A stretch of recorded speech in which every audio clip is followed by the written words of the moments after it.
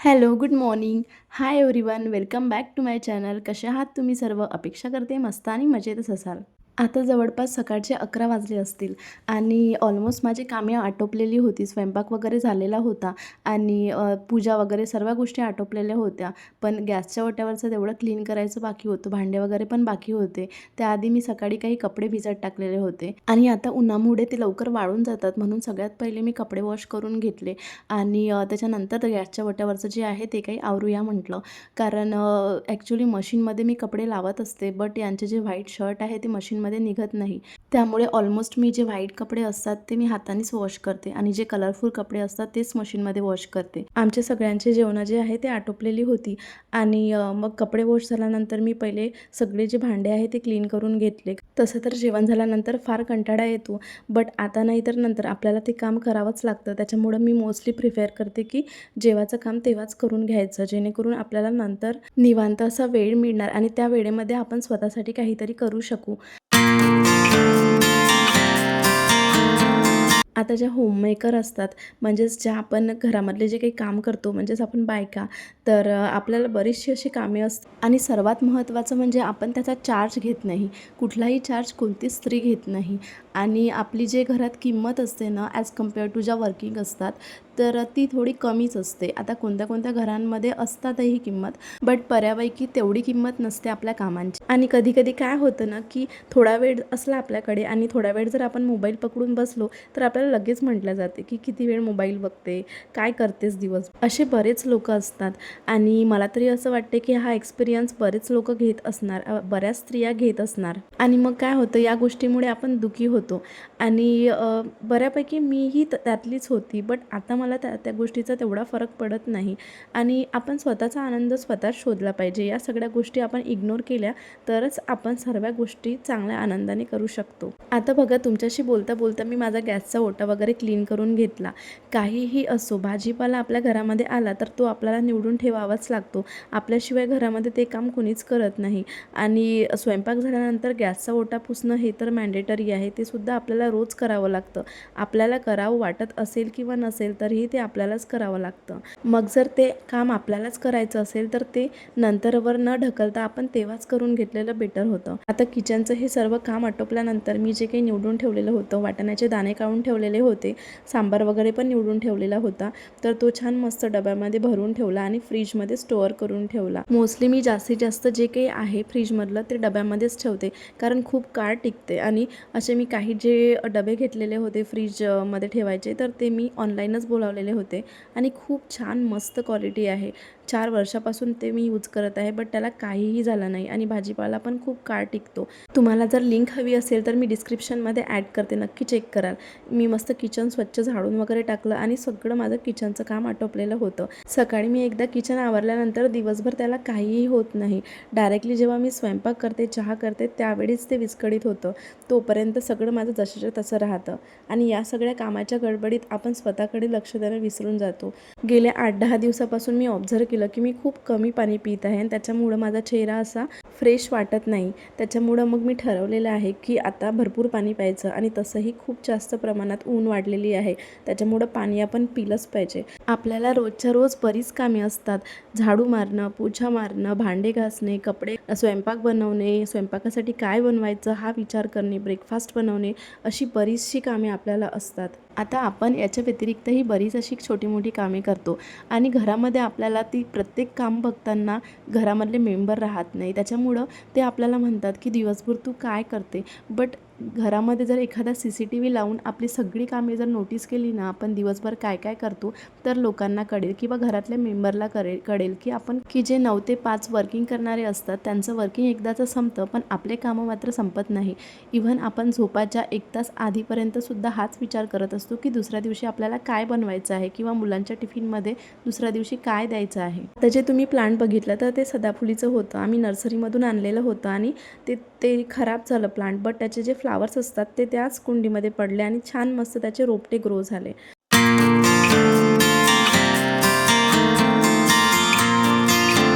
त्यानंतर मी त्या दिवशी काही शूट केलेलं नाही, डायरेक्टली दुसऱ्या दिवशीचं तुम्हाला दाखवत आहे. जसं मी तुम्हाला सांगितलं की मी रोजच्या रोज एक एक्स्ट्राचं काम करते. तसं तर मला कुणी बोलत नाही की तू कर काम, किंवा मग मी 8 दिवस नाही केलं, 10 दिवस नाही केलं तरी. आणि एक वेळ येईल की बोलल्याही जाईल की तू काय करतेस. पण मी सवय करून घेतलेली आहे, एक हॅबिट बनवून ठेवलेली आहे की रोजच्या रोज आपल्या या गोष्टी अशा छोट्या छोट्या क्लीन करत जायच्या. कारण मी असं ठरलेलं आहे की हे घर माझं आहे आणि मला माझ्या घरासाठी सर्व गोष्टी करायच्या आहे, छान मस्त क्लीन करायचं आहे. आणि तसंही ते काम माझं आहे म्हणून मी करते, आणि आनंदी होऊन केलं तर आपण तेवढंच जास्त फ्रेश राहतो. इथे माझे पिलोचे कव्हरसुद्धा काढून झाले आणि मी मशीनला लावूनसुद्धा दिले, आणि बेडशीट पण चेंज करून घेतली. मी घरातली साफसफाई करते कारण मला ते काम आवडतं. आणि यामध्ये सगळ्यात महत्त्वाची गोष्ट म्हणजे की आपल्या कामाला जर आपण आपली आवड बनवून घेतली तर आपली जी रोजची कामे आहेत ती आपल्याला सोपी वाटायला लागतात आणि आपण ती कामे आनंदाने करतो. आणि ही ॲक्च्युली सर्वात महत्त्वाची टीप आहे की कुठलंही काम करताना जर आपण स्वतःला आनंदी ठेवलं तर त्या कामाचं आपल्याला ओझं वाटत नाही. आणि आपण असा जर विचार केला की आपलं घर आहे, आपल्याला क्लीन ठेवायचं आहे, आपल्याला स्वच्छ ठेवायचं आहे, आपल्याला सर्व गोष्टी व्यवस्थित ऑर्गनाईज करून ठेवायच्या आहे, या विचाराने जर आपण आपला घरातलं प्रत्येक काम जर केलं तर आपली एनर्जी जास्त खर्च होत नाही आणि आपण दमतोसुद्धा कमी. ते काम करताना आपल्याला जास्त मेहनत लागत नाही. आणि इथे बघता बघता माझी सगळी जी बेडरूम आहे ते छान क्लीन आणि छान मस्त ऑर्गनाईज झालेली आहे. इथे मी बायकांचं रुटीन शेअर करता करता माझंसुद्धा रुटीन तुमच्यासोबत शेअर करत आहे. काही रेग्युलर कामे सोडली तर वेगळी कामेसुद्धा आपण घरात रोज करत असतो. प्रत्येकांच्या घरात ही छोटी मोठी कामे वेगळी होत असतात. आणि मी जितकी काम करते, माझ्या घरामध्ये आम्ही 3 मेंबर आहे आणि बाकीच्यांच्या घरामध्ये यापेक्षा जास्तही मेंबर असणार. आणि एक जरी व्यक्ती वाढला तरी कामंही वाढत असतात. 2 वाढले, कधी कधी कुणाकुणाच्या घरामध्ये 5-5, 6-6 मेंबर असतात आणि तेवढी जास्त कामे त्यांच्या मागे असतात. मी सगळ्यांच्या भावना समजू शकते. आणि ज्यांच्या घरामध्ये जास्त मेंबर आहे ऑब्व्हियसली त्यांना जास्त कामे असणार, माझ्यापेक्षा जास्त कामे ते करत असणार हे मला माहिती आहे.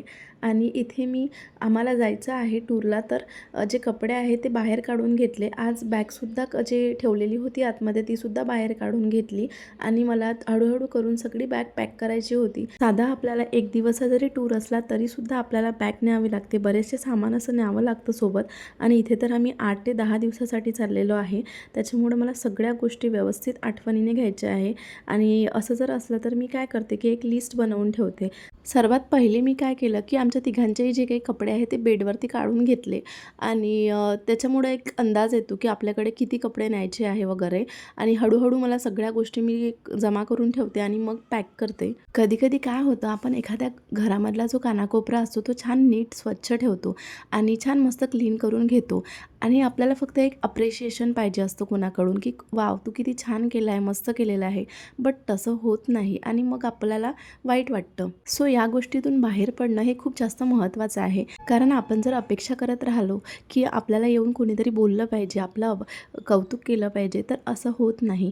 त्यामुळं काम करायचं, 2 मिनटं शांत बसायचं आणि म्हणायचं की वाव किती छान मस्त केलं आहे तू. आणि यामुळे माहिती आहे काय होतं की आपल्याला दुसऱ्याकडून अपेक्षा करायची गरज नाही पडत. आणि मी जास्तीत जास्त व्हिडिओमध्ये तुम्हाला सांगत असते की आपल्याला जर मेंटली स्ट्रॉंग राहायचं असेल किंवा हॅप्पी राहायचं असेल तर आपण आपल्या ज्या आवडीनिवडी आहेत त्या जपल्या पाहिजे.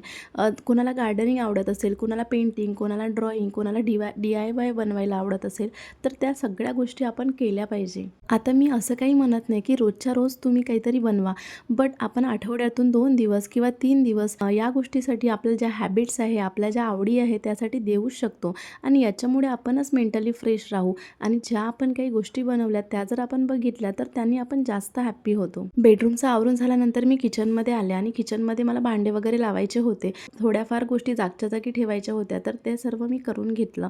आणि त्याच्यानंतर मग ही जी रूम आहे, जी आम्ही स्टडी रूम म्हणतो किंवा साठी बनवलेली रूम म्हणू, तर ही छान मस्त याचा बेड वगैरे आवरून घेतला. आपण जर आपलं आवडीचं काम केलं ना तर आपलं माइंड एकदम फ्रेश होतं. तशा तर मला बऱ्याच गोष्टी आवडतात आणि त्यामधलं सगळ्यात महत्त्वाचं म्हणजे घर हे ऑर्गनाईज ठेवणं हे मला फार आवडतं. घरातल्या वस्तूची जागा बदलवणं आणि काहीतरी नवीन करणं हे मला खूप जास्त आवडतं. आणि सर्वात महत्त्वाचं गार्डनिंगसुद्धा मला खूप आवडते, प्लांट्स लावायला मला खूप आवडते, DIY बनवायला सुद्धा मला आवडतं.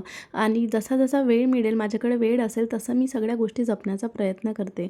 आणि लग्नाच्या आधी तर मी खूप जास्त तिकडे झाडे लावलेली होती आणि छान मस्त ते ज्याच्यामध्ये झाडे लावली ते पेंटसुद्धा मस्त केलेलं होतं. आता जसा वेळ वेळ असते तसं मी काही काही गोष्टी करण्याचा प्रयत्न करते.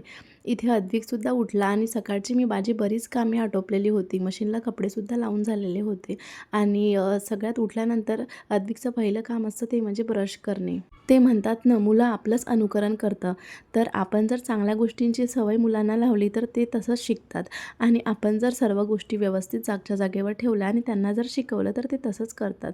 अद्विकलासुद्धा अशा बऱ्याच सवयी मी लावलेल्या आहेत. सकाळी उठल्यानंतर सर्वात मोठा प्रश्न असतो तो म्हणजे काय बनवायचं जेवायला. तर मी इथे राजमा भिजत टाकत आहे, जेणेकरून मला स्वयंपाकाच्या वेळेपर्यंत तो भिजला जाईल आणि छान मस्त मला त्याची भाजी बनवता येईल. राजम्याची भाजी अशी मी बऱ्याचदा बनवत असते, कारण प्रोटीन मिळतं आपल्याला त्याच्यामधून आणि अशा गोष्टी आपण आपल्या डाएटमध्ये इन्क्लूड केल्या पाहिजे. मला तरी असं वाटतं की मेकअपवर जास्त खर्च करण्यापेक्षा आपण जर आपल्या डाएटवर फोकस केलं तर आपण जास्त हेल्दी राहू. माझ्याकडे खूप असे मेकअपचे प्रोडक्ट्स नाही आहे आणि खरं सांगायचं झालं तर मेकअप मला एवढं करता येत नाही. बट विदाऊट मेकअपसुद्धा आपण प्रेझेंटेबल राहू शकतो आणि त्याच्यामुळे पण एक पॉझिटिव्हिटी मिळते आपल्याला. तर जरी आपण घरी राहत असो आणि आपल्याला कोणी अप्रिशिएशन देत असो या नसो, आपण आपल्याला स्वतःला अप्रिशिएट केलं पाहिजे की आपण खूप चांगलं करत आहे आणि आपल्याला आपल्या घरासाठी करायचं आहे आणि मी ते आनंदाने करणार आहे, असं आपण आपल्याला स्वतःला सांगत राहायचं. तर सगळ्या गोष्टी आपण व्यवस्थित करू शकतो. इथे माझे सगळे कामे आटोपलेली होती. मस्त अंघोळ वगैरे पण झाली. छान मस्त स्वतःला हायड्रेट ठेवण्यासाठी पाणी पण पिऊन घेतलं आणि जे काही कपडे मी मशीनला लावले होते ते सुद्धा झालेले होते.